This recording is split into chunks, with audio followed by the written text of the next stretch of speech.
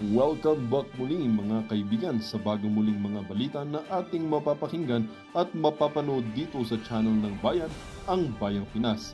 Dito, ating matutunghayan ang mga bagay na nangyayari sa ating bansa, partikular na umano sa loob na mismo ng gobyerno at lalong-lalo na dito sa kasalukuyang administrasyon. Ngunit bago ang lahat, kung bago ka pa lamang sa ating channel ay siguraduhin mong ikaw ay mag-subscribe, pindutin ang notification bell at syempre piliin na rin ang all upang lagi kang maging updated sa mga balitang bago, totoo at walang bias. Syempre mga kaibigan at kung mga ating mga solid viewers naman dyan ay maraming salamat naman po sa inyong walang sawang pagsuporta. At huwag din pong kalimutang magpakita ng suporta sa ating channel sa pamamagitan ng pag-like at pag-share sa ating mga videos. At syempre mga kaibigan, kung meron ka naman pong hinaing at opinyon, ang ating comment section ay bukas para sa inyong mga opinyon at mga hinaing at kung ano po ang nais nyong sabihin sa ating mga gobyerno upang mabasa na ito. Heto na nga mga kaibigan, atin nang panoorin at pakinggan ang balitang ito.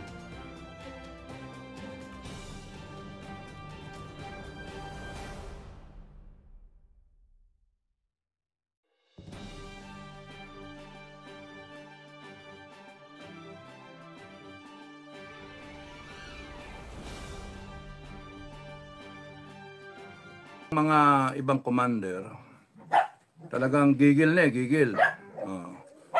Pero, ang ano dyan is, pagka walang kayo nakita sa akin, mga commander, lahat, nationwide, pag wala kayo na dinig sa akin, walang hudyat, the mere fact na makita nyo ko, yun yung hudyat. Ang sa akin na magiging hudyat ay yung Duterte. Okay. Sabi nyo, neutral tayo. Sabi nyo, neutral. Kailangan neutral. Puti kasi neutral ka, tingnan nyo AFP, neutral. AFP, neutral. Okay. Pati AFP, sasabunin ko. Sorry mga AFP sasabunin ko kayo. Okay. Yung statement ni Inday, minura-mura ang presidente, minura-murang tapos gigil na yung tao. Putangin na ninyo kayo, BBM. Manggagamit ka talaga gago ka Gago ka talaga presidente ng Pilipinas, gago ka tarantado ka napakawalang yamo Sa totoo lang. Sa mga maka-BBM, sorry pero gago talaga yung BBM na yan Kita ninyo ang dami problema ng Pilipinas. Hindi siya nagpapakita. Biglang minura siya ni Inday. Biglang lumabas ang gago. Tapos sabi niya, hindi niya papalakpasin yan. Putangin na ka, gago. Hindi mo palalakpasin. Tarantado ka pala Ikaw nga ang dahilan ng lahat ng ito Mapadrug test ka na muna, gago. Padrug test ka, gago. Nayupa ka. Tangina mo, kaya nagkahaganito yung bansa dahil sa iyo Binoto ka namin. Pagmamalaki mo pa yung boto mo, gago. Tangina mo. Mahalaga yung boto mo. Paano yung boto ng isa?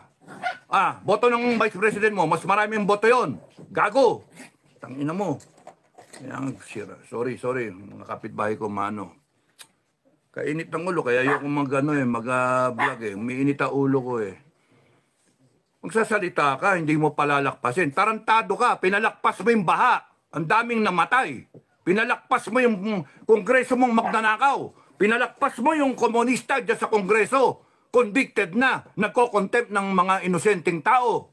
Putangin na ka. Gago. Sorry. Gigil ako Putangin na hayop ka. Ngayon kalilitaw. Tatapang-tapangan ka. Gago. Tangina mo. Ipapakita mo pa presidential ka. Mali ka ng sinabi. Mali. Ang dapat sinabi mo, kung may threat sa iyo, Inday, huwag ka mag-alala, babantayan ka namin. I am ordering the armed forces as your commander-in-chief ng PNP. I'm ordering you to make sure that nothing happens to the Vice President. Tapos, ikaw babanata mo, kakasuhan mo, gago. Tanga. Presidenteng ewan, tanga ka talaga. Tungang. Tarantado. What you are creating is divisiveness in the country. Gago. You are placing the country in the verge of civil war. Gago! Ina mo. Tanga. Putang ina nyo. Hayop kayo. Kayong mga nasa Kongreso, isa pa kayo, gago kayo. Okay, sasamahin kayo lahat sa akin eh.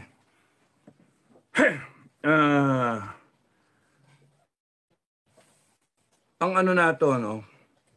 Tanin niyo yung nagtatalong politika. Nagtatalong politika. Kaya nga mini-maintain ko FGF sa gitna tayo. Para hindi tayo mawala eh. Para hindi tayo mawala. Hanggang walang hudyat, mga ka-FGF, we want to be in the cooler side na nag-iisip. No? Mga Pilipino na nag-iisip. Kasi pagka sumausaw ka dyan, mawala ka eh. Galit na eh. Galit. Ako galit na galit ako pero kinokontrol ko.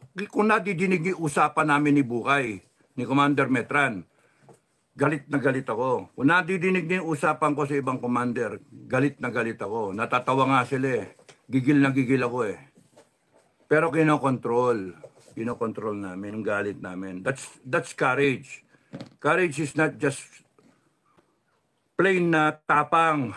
That's stupidity. Plain tapang, that's stupidity. The courage is the ability to control yourself, control your fear, control everything, and perform the mission. That's courage.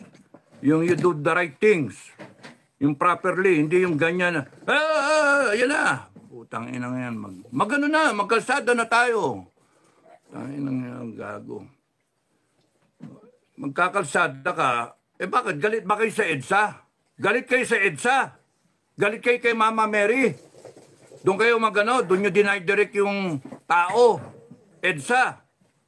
Ba't hindi sa Kongreso? Doon kayo galit eh. Yun nga tanong ko eh, bakit hindi sa Kongreso? No. Ba't hindi sa Kongreso? Nandun yung ano eh. Tapos doon, veterans, punta kayo, support kayo kay Inday, doon kayo magsalita-salita. Anong puta. O sige, veteran. Because you are thinking na ang focal point mo is yung personalities eh. Why not make the focal point yung issue at hand, yung issue? Nakakalimutan yung issue, bangag yung presidente. Bangag, tapos nakawan. Yun yung issue. O nagsalita ang Duterte, sabi ni Digong, na kakusapin niya AFP. No, kakusapin niya AFP. Tapos nun inaano niya, binabalik niya doon sa mga pera-pera. Because kung lahat kayo nakikinig sa akin, doon kayo pumunta kay Marcos. Ibig sabihin ni Duterte, you demand the explanation. You demand. Tangin lang yan. Itong Marcos na to, gagamitin mo ngayon yung konstitusyon. Ha? Gagamitin yung konstitusyon laban doon sa kay Sara. Si Inday Sara nga, she's implementing the constitution. She's abiding by the constitution. Kaya kayo nandyan pa. Kasi hindi siya nagtatawag ng revolusyon. Hindi siya nagtatawag ng taong bayan. Tanging mga hayop kayo. Sinabi ko again, Marcos and everyone na connected with Marcos, kaya kayo nandyan, kasi ang mga Duterte, whether they are hesitant or not, ay hindi pa tumatawag ng talagang totoong tao, people power. Wala. Minadinig ba kayo?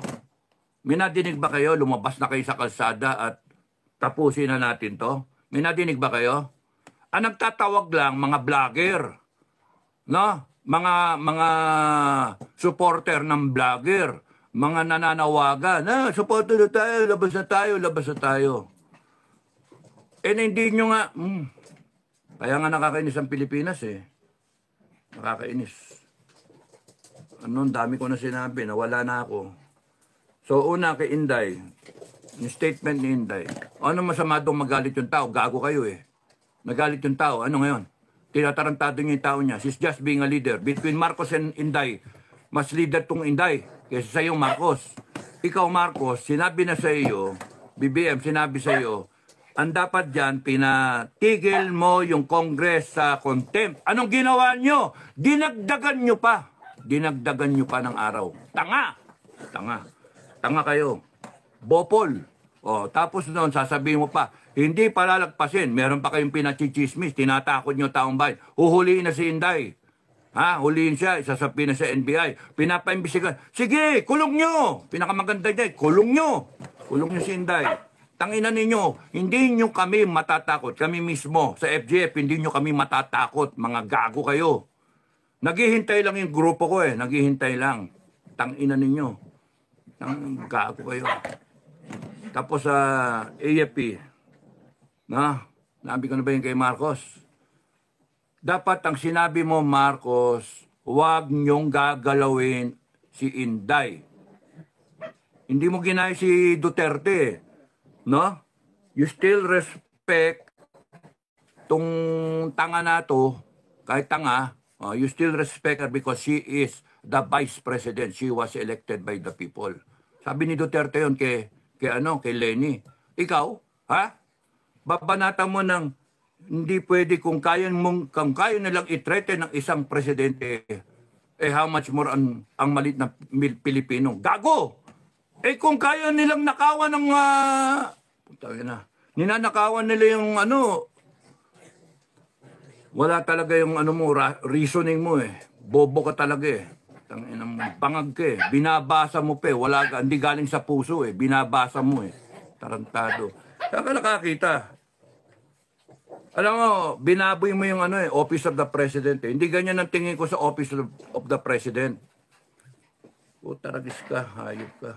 Pati kayo, Kongreso, binaboy nyo yung Kongres, hayop kayo, contempt kayo, yayabang ninyo. Mga bopol naman kayo, mga tanga. Mga hayok na hayok kayo sa kapangyarihan eh. Okay, ang issue mga kababayan, ang issue, ang presidente ninyo nagdodroga. Yun ang issue. Tapos nagnanakaw ang kongreso ninyo. Yung mga politiko ninyo nagnanakaw, kanya-kanyang nakawan. Tapos nun, ang pag-asa nila na mawala sa pwesto, ang pag-asa ng kababayan na mawala sila sa pwesto ay si Inday Duterte. Si Inday Duterte, tangina ninyo. No? Kaya kinakailangan nilang pigain si Sara Inday. Ngayon yung ginawa ni Inday, nagsalita. No? Is she a threat to national security? Of course not. Putangin na sino nag-a-advise dyan sa presidente national threat. No?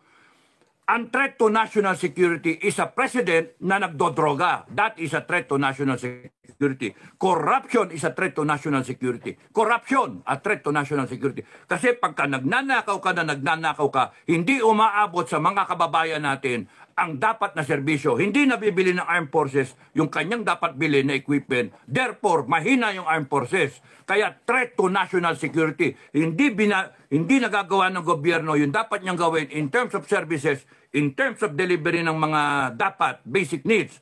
Yung food security natin, import tayo ng import. Therefore, yung pagnanakaw ng Congress is a threat to national security. Yung droga na yan is a threat to national security. Mahinayo pa kayo? Congress is a threat to national security. Yung ginagawa niyan, nandyan yung NPA. That is a threat to national security. Bopol, kayong lahat. Tangina ninyo. Tapos pipilit nyo, Inday is a threat to national security. No, Inday is a threat to your political ambition. Mga gago. Tangina nyo, gagaguhin yung taong bayan. Inday Sara Duterte is a threat to your political ambition. Is a threat to your activities of corruption. Tangina nyo. And we will polarize. Para kay Inday, maggago kayo. Gago talaga kayo. Gigil na gigil ako eh. Okay. She is not a threat to national security, mga kababayan. Tandaan nyo yan. She is a hope of this country. She is the hope of this country. Tandaan nyo yan. At doon kami tayo. Wag na wag nyong sasaktan yan. Wag na wag nyong sasaktan yan. Kasi papatayin namin kayo lahat. Uubusin namin kayo. Yan ang threat sa presidente. Putangin ninyo lahat. Subukin nyo kami ngayon. Gago kayo. Tanginan ninyo. The only reason kaya kayo nandyan is because yung taong bayan tanga. Hindi kumikilos. Hindi the people of the Philippines cannot get their acts together. The people of the Philippines do not know their power. All power emanates from the Filipino people. All power. Tangina nyo. All authority comes from the Filipino people. Tapos ganyan kayo? Armed Forces. Armed Forces. Sorry pero alam nyo, dapat noon pa. AFP, Browner, General Browner, Omet, at PNP, General Marbil. Last call na to, last call. No? At sa mga opisyal at mga tauhan ng Sandatahang Lakas at ng Philippine National Police. Huling call na to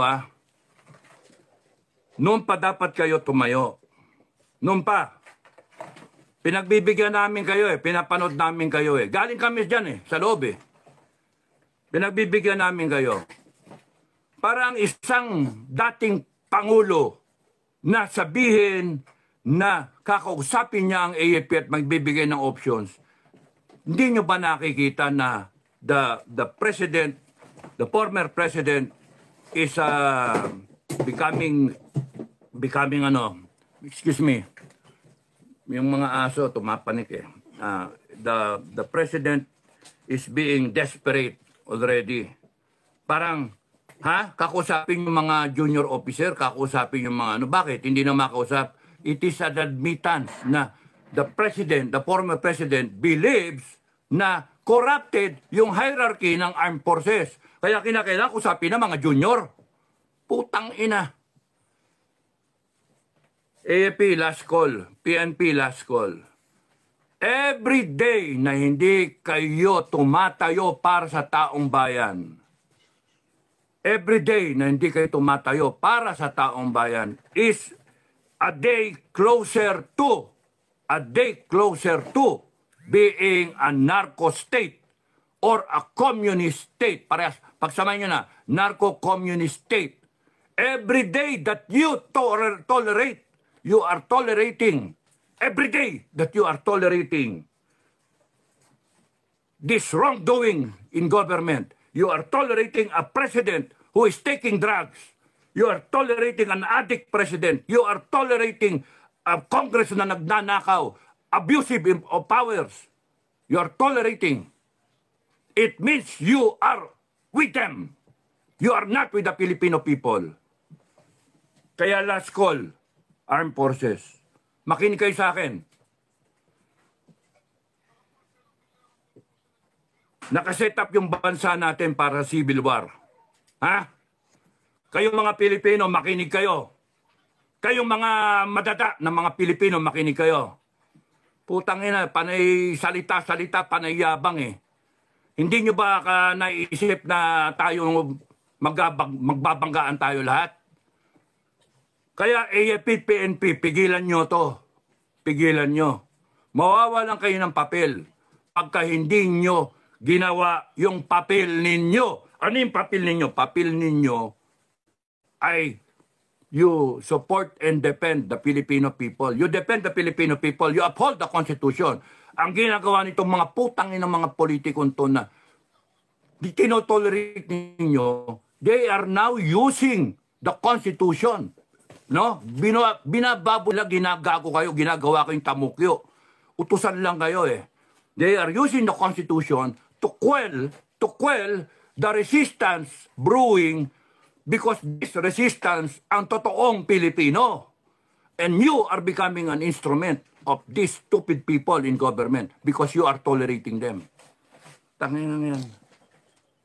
And if we have to draw the line, we will draw the line. Magpatayan tayo kung gusto ninyo. But you have the power to stop this armed forces. Because hindi kami papayag na mauwi tayo sa droga. Mauwi tayo sa nakawan ng mga putangin ng mga congressman na yan. Hindi kami papayag. We are that close already. We are that close na mag-declare kami ng revolution. Putangin na ninyo, sabihin nyo, babanatan nyo kami ng rebellion. Putangin na ninyo lahat. People of the Philippines, we the sovereign Filipino people, Constitution, ito lang kayo sa ilalim. Huwag nyo kaming gaguhin, huwag nyo kaming gabitan ng konstitusyon. Tangina ninyo. Kami may-ari ng konstitusyon. Kami ang nagpapatupad ng konstitusyon. Kung kinakailangan naming magkaroon ng court order, kami. People's Court. Aarestuhin namin lahat yan. Putang ina nyo, hayop kayo. Gago kayo. Armed Forces, ginagago kayo ng mga gagong politiko na yan. Ginagamit kayo. And here you are, nagre-relax kayo. And yung Duterte na matanda, sinasabi, kakausapin niyo yung mga junior officer. What does that make of you? Kayong mga nasa itas, panay kayong mga walang bayag. Panay kayong mga bayaran. Yun ang dating eh. Namputya. Ano na nangyari sa serbisyo? Iniwanan namin niya matino. Tapos here you are, naghahanap kayong promotion, naghihintay. Putang ina. Dapat kayo, ang iniisip nyo, AFP, kung paano matitigil ito.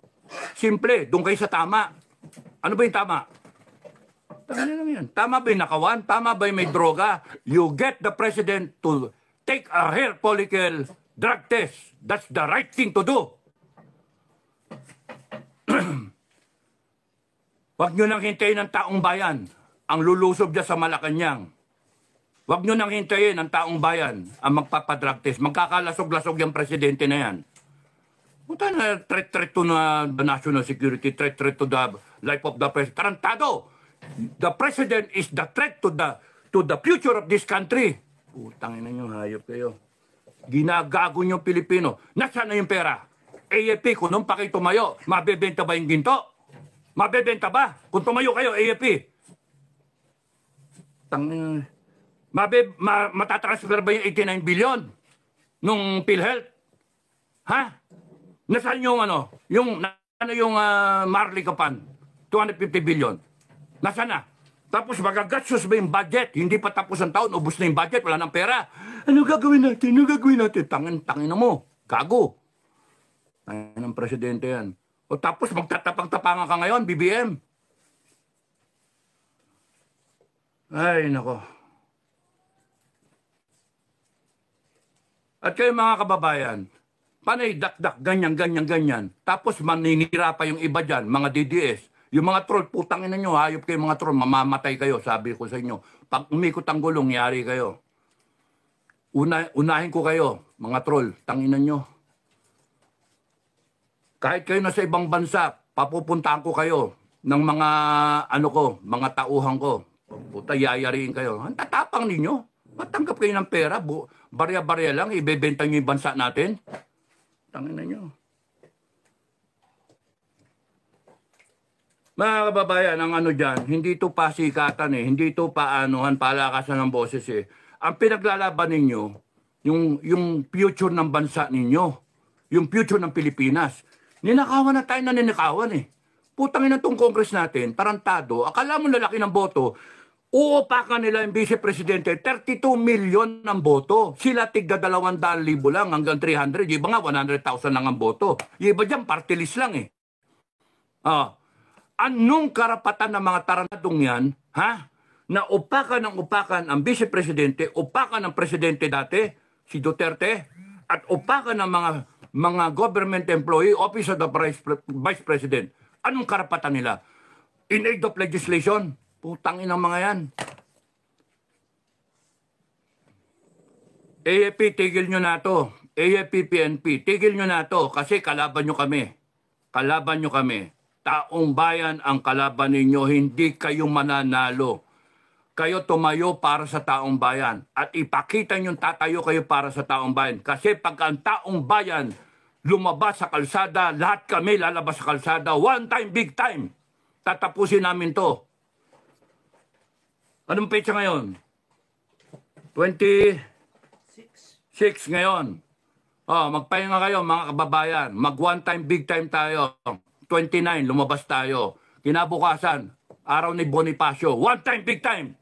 Lahat kayo ng mga Duterte, lahat kayo. Duterte, mismo lumabas ka. Sara Duterte, mismo ikaw lumabas ka. Lahat kayo, pamilya Duterte. Lahat kayo ng mga follower, mga politiko para kay Duterte, lumabas kayo. One time, big time. Tapusin na natin to. Magpasko tayo ng maayos. Utaragis kayo. At pagka sumagasa sa atin ang PNP at AFP, malalaman natin kung para sa taong bayan sila. One time, big time. Maglabasan kayo sa lungganin nyo.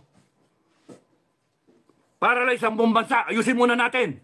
Wala munang negosyo, wala munang mga kain-kain sa restaurant, wala munang mga mga kabit-kabit. Putang yan. Magano muna tayo? One time, big time. Anong petsa ba yung 29? Ano yung 29? Anong araw yun?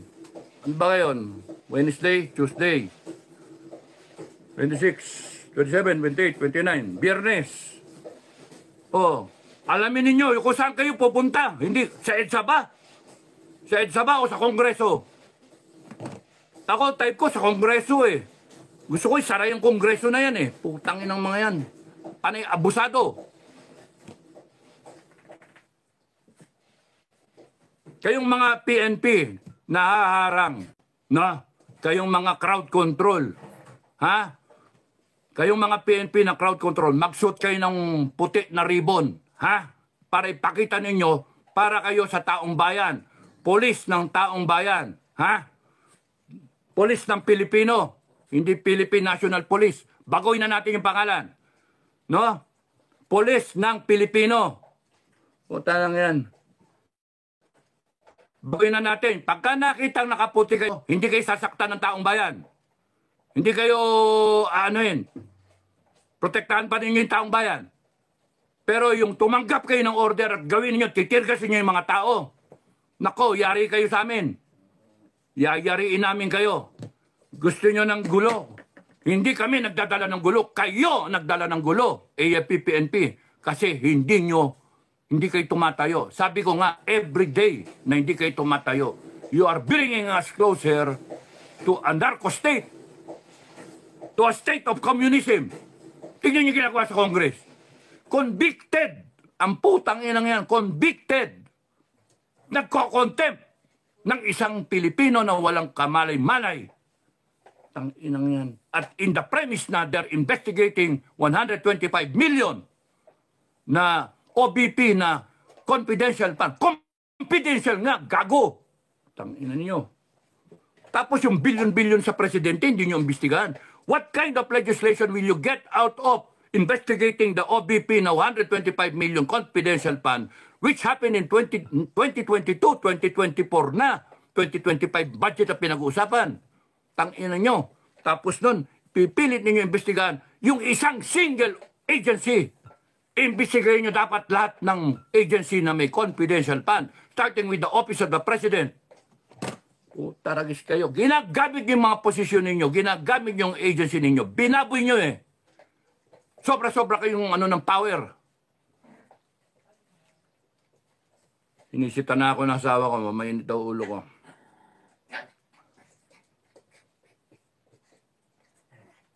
One time, big time. Tapusin na natin to. Putang inang yan. Tapusin na natin to. And lahat ng FGF nationwide. Mula 29, hintayin niyo yung hudyat ko. Hintayin niyo, maganda kayo. AFP, PNP, ang tanong na lang, lalabas ba kami na armado? Armado. Pagandaan ninyo. Peaceful, sinasabi nila. Peaceful, mga Duterte, sinasabi nila. Hindi naman peaceful ang gagawin ng mga yan eh. Titirgasin eh. Tingnan yung ginawa sa kayo, JC.